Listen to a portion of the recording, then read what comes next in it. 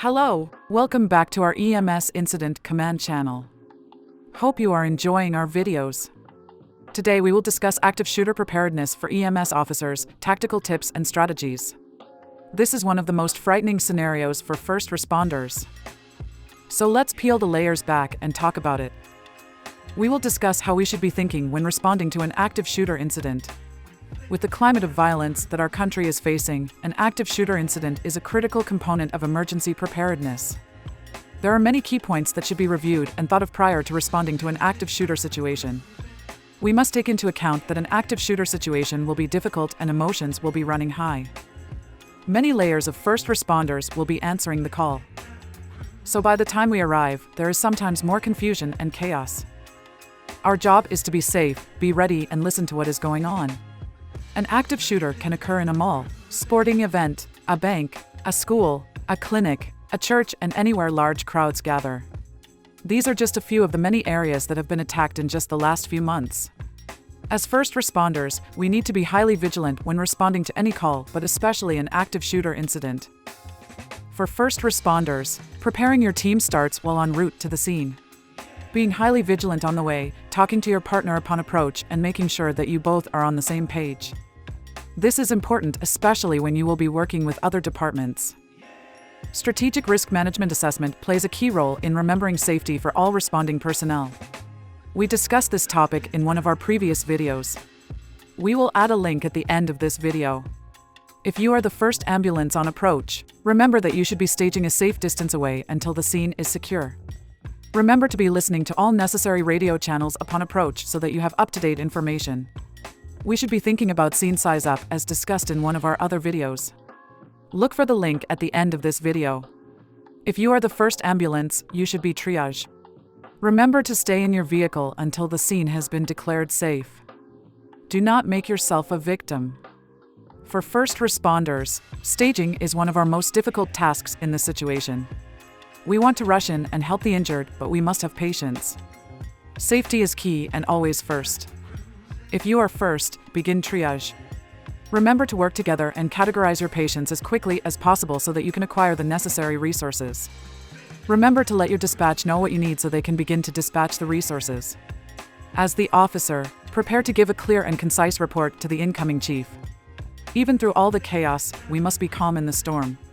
So, now that we have raised your heart rate just thinking of such a scene and the things you need to think about, let's take some things a step at a time. Remembering that you have trained for these types of situations is key. You have the basics down and now you just need to apply. Let's begin by thinking about what the initial thoughts should be. Always remember to follow your local protocols and standard operating procedures. We are just giving thoughts as to what we need to start thinking about in EMS. We are not just standing around and waiting to be called. We need to be prepared to think outside the box in many situations. This would definitely be one of those situations. Let's start by thinking about things on the way to the scene. What are your priorities? Tell us in the comments. First, we should be thinking about the safest way to approach the scene. This is done by following the rules of the road and driving procedures as carefully as possible.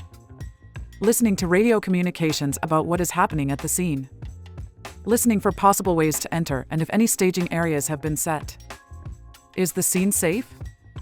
Are we staging or going directly to the front of the scene? These are a few of the things that should be communicated between you and your partner. Once arriving at the scene, what should be your next steps? I'll give you a minute to think about it. Because truly, you will have less than that once on the scene. We need to coordinate with other first responders on scene like police, fire, SWAT, to name a few. Keeping our eyes and ears open to our surroundings. Our chiefs will be en route and we will follow their lead once they arrive. You need to look at the location and report a scene size up to dispatch. What is a good staging area? Where can we set up an egress and ingress corridor for EMS? What would be the best place to set up triage, if needed? Can we use a lobby area for safety and cover? These are just a few things that we should be thinking about once so you can help the EMS chief. We cannot repeat enough that communication is key.